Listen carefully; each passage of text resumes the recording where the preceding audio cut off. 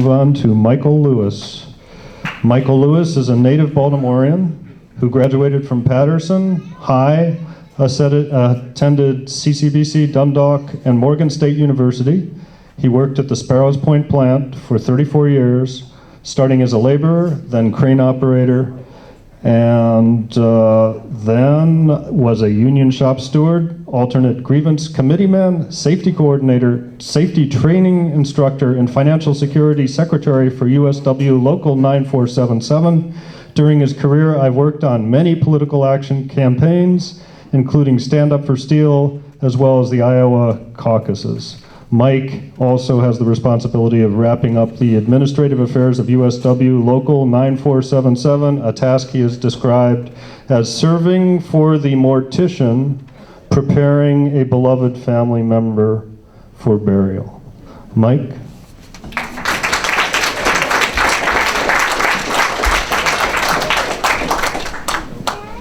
Good evening, everyone. My two stories deal with, one is my family legacy to Sparrows Point, and also some of the work, an example of some of the work that I've been able to do in the PAC field for the Steelworkers Union. The year was 1927. Two African-American brothers from a rural area of North Carolina made a migratory journey north to seek work and a better life in the booming industries up north. These two brothers were Norman and Jack Nelson. I am the grandson of Jack Nelson and the great nephew of Norman Nelson. Their journey landed them at a big sprawling steel plant owned by the Bethlehem Steel Corporation at Sparrows Point, Maryland. There was plenty of work to be found in the steel mill. The work was hot, hard, and dangerous. Granddad and Uncle Norman didn't complain about the working conditions. They were happy to have jobs. In 1927 America, segregation was the rule of the day, so my grandfather and uncle were confined to jobs in the labor gangs. Still, for them, with very little formal education, this was a welcomed opportunity. My grandfather left the point in 1931 to become a longshoreman working on the docks of the Port of Baltimore, where he was employed until his retirement in 1972. Uncle Norman, meanwhile, continued working for Bethlehem Steel until he retired in 1970. Those two represented the beginning of many of my family members finding work at the point. Several cousins and another uncle all worked at the point. Many of my friends' fathers and grandfathers in the East Baltimore community, where I grew up, were employed at places like Beth Steel, Armco Steel, Western Electric, General Motors, or other manufacturing facilities. Upon my graduation from high school in 1978, I really wasn't sure which career path I'd take: college, the military, or going out to find a job. So after one semester at college, I applied for jobs at Bethlehem Steel, Armco Steel, General Motors, O'Brien Paint, and took the United States Post Office test. Over the next 4 months, all of them called me to offer employment. Bethlehem Steel called first, and I was hired on February the 7th, 1979. At age 18, I felt like I would be set for life. No one in their wildest dreams could ever imagine a day when Sparrows Point would cease to exist. A documentary film is now being produced by the Maryland State Art Council on the history and legacy of Sparrows Point. Many retirees have shared their personal stories about the rich history of Sparrows Point. They've shared compelling stories of what the Steelworkers Union at the point did to improve wages and working conditions.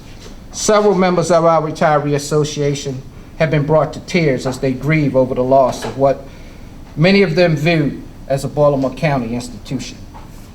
I was asked by the director of the project, Michelle Stefano, who happens to be here in the audience today, to share with the young film students some of my feelings. I did not hesitate to say yes. I talked about how the towns of Dundalk and Turner Station owe their existence to the Sparrows Point Plant. I talked about my grandfather and great uncle being my generational legacy to Sparrows Point, and how just as it provided an opportunity for them more than 80 years ago, it gave me an opportunity as well. I went on to say that a large portion of the American dream is not only in decline, but its decline is parallel to the decline of our manufacturing base. I explained that the plant offered me a ladder to upward mobility. The mill not only employed the blue-collar profession, it also provided many white-collar jobs as well.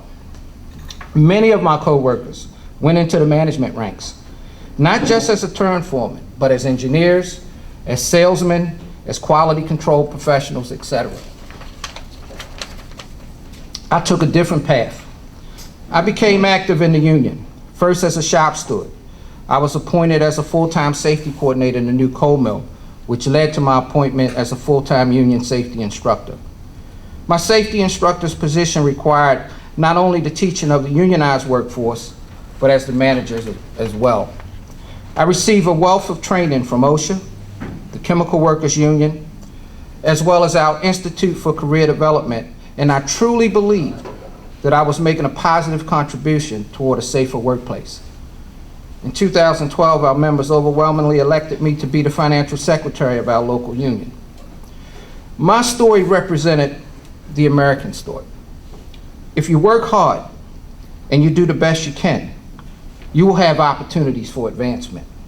Unfortunately, with the shutdown of another American plant, one after another, these opportunities are dwindling away. I went on to tell film students that too many business leaders proudly proclaim their patriotism to our great country. Then they shut down factories in America and build them overseas. How patriotic is it to put Americans out of work? Anyone can put their hand over their heart and salute the great symbols, the flag of this country. The symbolic gestures are easy, but it takes true patriotism to go the extra mile and ensure that you invest money in these United States. It's just not about making a big buck, a quick buck, or about the stock price. It's about taking care of home first. It's about we the people in the future of our country. Thank you.